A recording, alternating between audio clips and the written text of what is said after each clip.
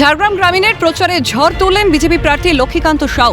মাথার উপর চড়া রোদ গরমকে উপেক্ষা করে জোর কদমে প্রচার বিজেপি প্রার্থীর। শনিবার ঝাড়গ্রাম গ্রামের বাঁশতলা, ডুমুরিয়া, নারায়ণপুর সহ বিভিন্ন গ্রামে কখনো বাইকে, কখনো হুটখোলা গাড়িতে, আবার কখনো পায়ে হেঁটে প্রচার সারলেন বিজেপি প্রার্থী লক্ষ্মীকান্ত সাউ।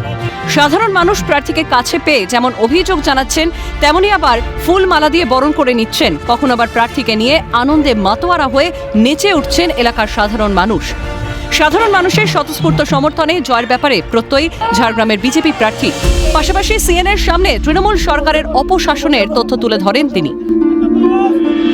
সকাল থেকে জোর কদমে প্রচার চালাচ্ছেন বিজেপি প্রার্থী লক্ষ্মীকান্ত সাউ। সকাল থেকে দেখা যাচ্ছে কখনো ওয়ার্ডে ওয়ার্ডে ঘুরছেন, কখনো আবার ঝাড়গ্রাম গ্রামীণে। এই মুহূর্তে দেখা যাচ্ছে বাঁশতলা এলাকায় তিনি বাইক র্যালির মধ্য দিয়ে প্রচার সারছেন।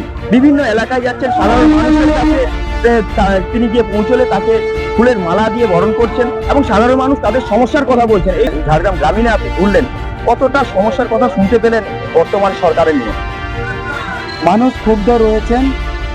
এখানে গত 15 বছর তৃণমূল সরকার থাকাকালীন কোনো পরিষেবা দেননি। পানীয় জলের বিরাট সমস্যা রয়েছে এবং এখানে প্রধানমন্ত্রী আবাস যোজনা কাউকে দেওয়া হয়নি এবং তাদের কর্মসংস্থান বলে কিছু নয়। তারা সেই আদিম যুগের শাল পাতা নিয়ে এসে বাড়িতে শুকিয়ে সেই পাতার থালা তৈরি করছেন এবং বাজারে বিক্রি করছেন। এটাই তাদের জীবিকা ছিল 30 বছর আগে এবং সেই জীবিকা এখনো রয়ে গেছে। বাঁশতলাতে তিনি জানান, জ্ঞানেশ্বরী কাণ্ড এখনো ভোলেনি এলাকার সাধারণ মানুষ থেকে শুরু করে গোটা জঙ্গলমহল। সেই কাণ্ড যারা ঘটিয়েছিল তাদের এখন তৃণমূলের মঞ্চে দেখতে পাওয়া যায়। সে কারণেই প্রত্যয়ী কণ্ঠে লক্ষ্মীকান্ত জানান, বিধানসভা নির্বাচনে সাধারণ মানুষ তৃণমূলের পতন ঘটিয়ে বিজেপিকে ক্ষমতায় আনবে।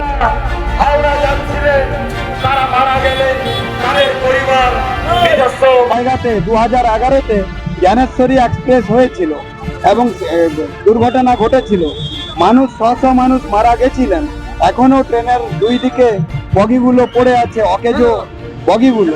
কিন্তু সেই লোকগুলো কারা করেছিল? এখানকার সেই মাওবাদী হারমাদরা করেছিল এবং তারা আজকে তৃণমূলের মঞ্চে দেখা যাচ্ছে।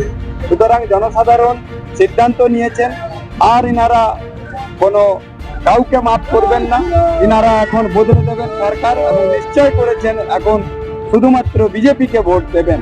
একেবারে ঝাড়গ্রাম গ্রামীণের যে এবারে পরিবর্তন হবে সেটা কিন্তু ছবি দেখলেই বোঝা যায়। ঝাড়গ্রাম থেকে বিদেশ বেড়া, ক্যালকাটা নিউজ।